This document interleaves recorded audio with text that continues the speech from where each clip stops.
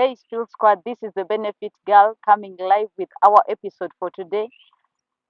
I'm so excited for the story we are sharing today, and I want to appreciate you all for the efforts you're putting in to promote our channel, to share the stories, to do everything that you're doing, sharing the link, being live whenever we are premiering. I want to appreciate you so much. Thank you for the support, and thank you for everything you're doing to see that we go and reach every single place that we are supposed to reach. Indeed, you're so real people, and I want to appreciate you so much. And I want to encourage you still to like the videos, subscribe to the channel, comment something, and do everything that you have to do to see that we go as viral as we can go. Thank you so much. Let's go into our story for today. First of all, this story gave me a lot of mixed emotions, and as I read it through, as I read through everything that was in this story, I was so, I don't know, I was so I don't know how I can explain it, but it gave me really very mixed emotions, and but it's all for our learning, it's all for our good, and I don't want us to be so quick to judge the story. I want us to give it time to listen and learn where we are supposed to learn. Let's not be judgmental. That's the fact. Let's not be judgmental. Let's look at things from both sides of the story. So let's dive into it.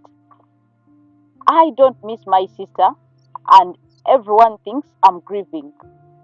My sister died a year ago, drunk driver, middle of the night, gone instantly. She was 24, beautiful, kind.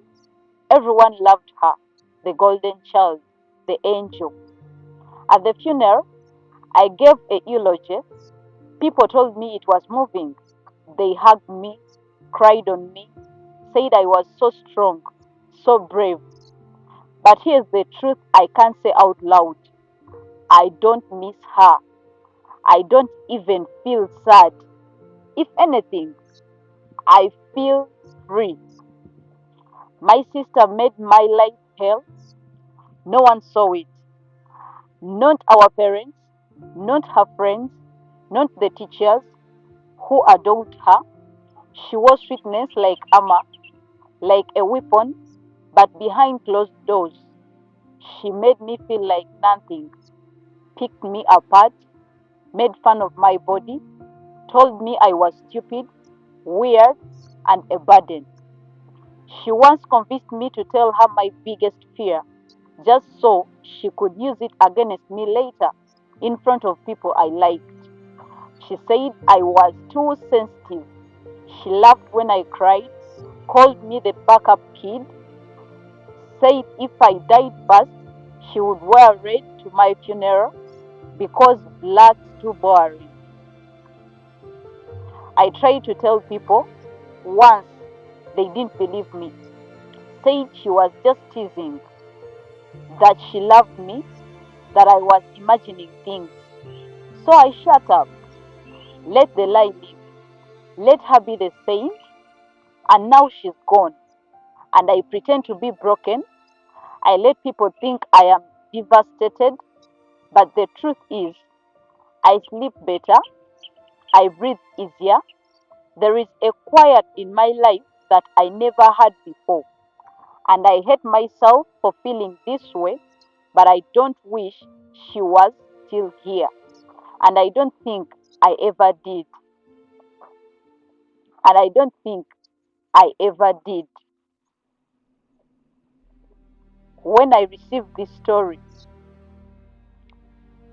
I didn't know what exactly to think. I didn't know how exactly to act upon it.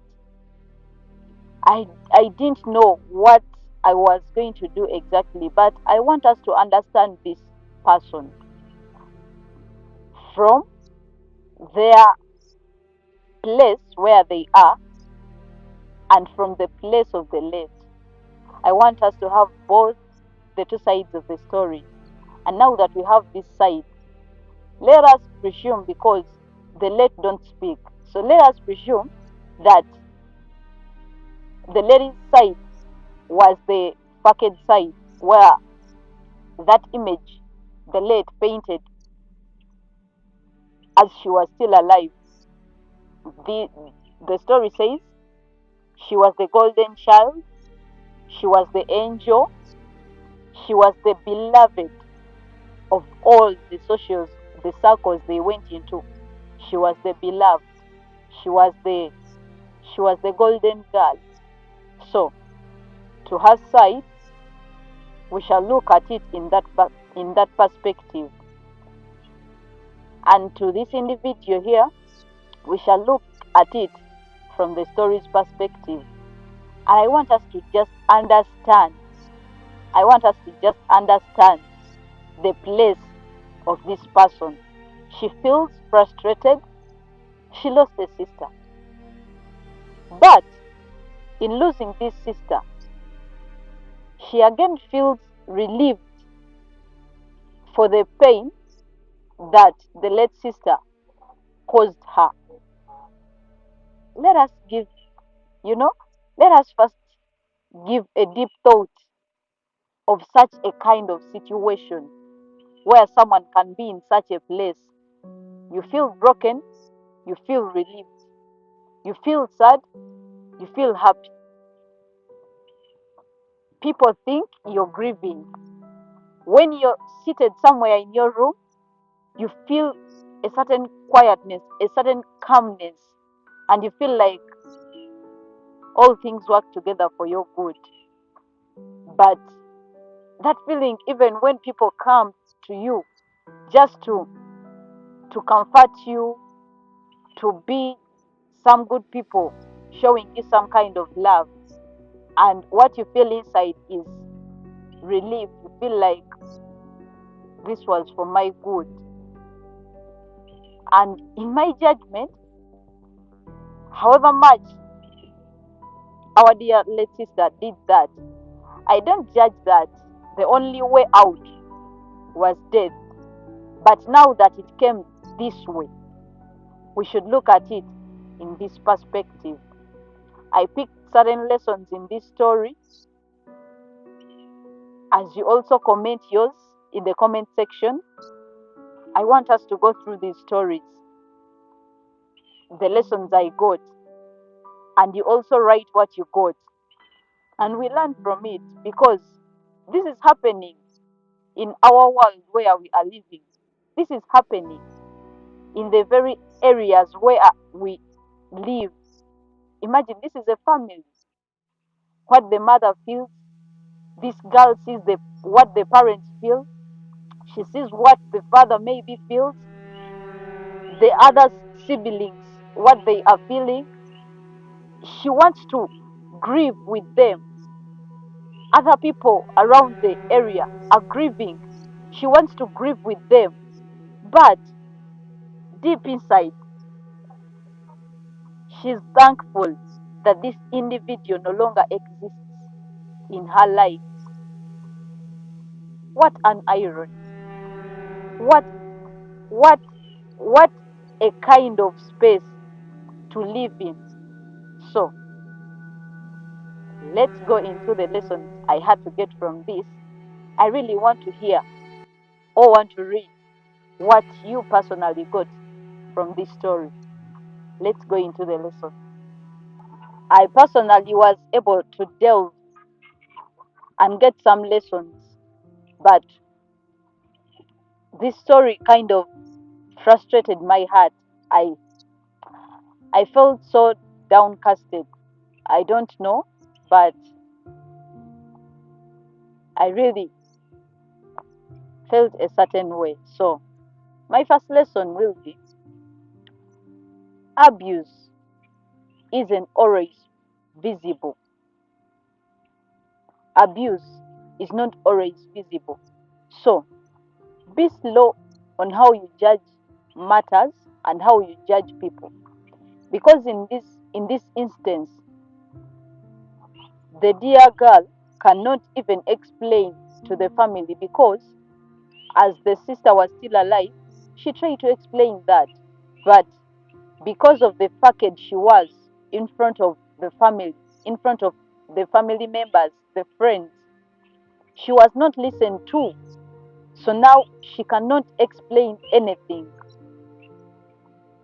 But if we understand that abuse is not always visible, we should believe people. And when they mention something of that kind, we pay a certain honest attention to what they are saying, to study the situation, because this person was good before other people, but behind closed curtains, she was a bully, she was a teaser, she was frustrating the dear sister. So, abuse is not always visible, but when someone reports to you or they tell you a story in that line, don't be so quick to judge by what you're able to see. Don't be so quick to judge by what you're able to see. Give in time. Understand from which place are they saying this? From which position are they saying this? Because this could be dealt with a bit earlier than this. It could be dealt with a bit earlier than this. If in the first place when she mentioned she was hurt, if in the first place she mentioned about it, she was hurt, then it could have been dealt with earlier before. But now she's grieving over something that cannot now be, it can't be made right. It can't be made right because the third party is not here. It can't be made right. Validate people's emotions. Validate people's emotions. Forget about forget about what society has to say. Forget about anything, but validate people's emotions. I know society has to say that let the dead be dead, let them rest. But I mean, let us validate what this dear girl feels, because when someone dies, it does not disqualify the actions they did as they were still alive. For example, if if someone cuts off my finger and they wake up one day, okay, they don't wake up exactly, and a morning comes and they are gone, that does not take away the fact that my finger was cut off. I will have four fingers. Even if they are dead, my finger is still gone. They did it. So let us validate what she feels and validate other people's emotions. Validate what other people feel. Validate what they feel. You understand? Another lesson I got, the power of facades. A facade is something like what someone puts out for you to see. A certain behavior. For example, I might be a shy person, but when I come before you, there is a facade I put out because I want you to see me in a certain image. I want you to see me a certain way. So, the power of facades. Don't look so much and judge people by what you're able to see. Don't judge people by what you're able to see. Always listen to both stories. Don't look at what they are showing you. Look at what they are hiding behind. That's the real them. That's the real them. So, don't look at what they are putting out, because that's their power. In this instance, if the people around this dear girl understood the power of buckets and studied the dear sister behind what she's hiding behind there, because I don't know, but it's a lot of pain that she even called her a backup kid. A backup kid. I mean, that is so hurting. That can be so wrong.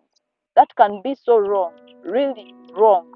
And the parents were not able to notice that. So look at your children behind. Forget what they are showing you. They will show actually, human wise, all of us human beings, we shall always want to show out the best part of us, leaving behind the other part that might be hurting other people. So, as parents, or in any category, maybe as a leader, as anything, and you will look down to some people, or some people will look up to you. Always look at what they are not showing you. Look at what they are not showing you, because what they are showing you right here is not the actual them. Look at what they are not showing you. Look at what they are not showing you. Another thing I got, there is importance in listening to people. Whenever someone finds convenience and peace to share something with you, the best therapy you can ever give to such a person is listening, and listening really carefully. Some people just need someone to talk to for them to heal. Some people just need someone to talk to for them heal. Listen to people's feelings as they speak. Validate their feelings. Don't be quick to judge. It's okay to listen to a story for 30 minutes and you're saying nothing because you don't want to judge anything. When you ever get that space and someone is willing and free to share their story with you, the deepest parts of them with you, give a listening ear. Sometimes that's all they need. Sometimes that's all they need. It's very important that you listen to people. So, if someone ever comes to you and they want to share something, listen, listen. Then I understood something also. Grieving is not about sorrow. Grieving is not about sorrow. Sometimes you can grieve, but when you're very happy, you're happily grieving. Ah, I mean, this story, it opened my eyes to something that I had never thought of, because we've grown in a society where we know that when someone dies, I mean, that's it, they are dead. We shall not speak, we shall. And traditionally or normally or customarily, that's how we are supposed to behave, and that's very okay. But we can grieve happily. Someone can live your life and you feel happy. I, however, don't. I don't know. I told you this story gave me mixed feelings. I want to put out some words, but I don't know even how to put them out. Then the last lesson I got is the impact of emotional abuse. You should not in any way mock someone because you don't know how they feel about it. You should not in any way mock someone. The jokes we make, the things we do with people, how we associate with people, the words we speak to people. Sometimes we don't know which positions they put them into. It sometimes frustrates their worth, their self-worth. They begin to get that inferiority complex, and they lose that self-esteem. So as you make comments about, even if you're friends, as you make comments about people, please think twice before you say what you're going to say, because you don't know in which place is it putting them. You might say it in a joking way, but then it touches somewhere about their feelings. So you should, I mean, there is a lot of emotional impact on the things we do, on the actions we do, on the words we speak, on the little jokes we make. They either put them up there or put them down. So learn this from me.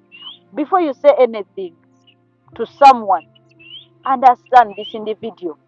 How will they handle what you're going to say? How are they going to understand it? So it's very important. It's very important because in such an incident, this person feels worthless, and now that the sister died, it is so confusing in their mind. And my last message to this person is, you're not a bad person. You're not a bad person. Don't judge yourself as someone who's so evil that you feel happy that someone died. No, you're not evil. You were also going through something. And the fact that you were even able to share this, to put it off your chest, you feel like it's too heavy. That makes you a very good person. You're a good person, and you should be proud of yourself, because you're a good person. You loved your sister. Just some things went wrong and you just don't know how to judge them. Therefore, I want to conclude today's story by sharing this as a reminder that everyone's experience is unique, in their way. Whatever they feel, whichever way they feel happy, whichever way they feel sad, it is uniquely theirs. So let's not judge anything about people. I want to thank you so much for watching the show, and I encourage you to subscribe to the channel, comment, like, follow, share the link, and share this story. Maybe someone out there is going through the same thing. Let's share the story. Let's make them feel that they are not alone. Such people putting out their hearts because they loudly can't say them out is the reason as to why Benefit Girl Heart Spill is here. For you to spill anything you want to spill anonymously, and you let it off your chest, and maybe you help someone out there also. Thank you so much for watching. May God bless you.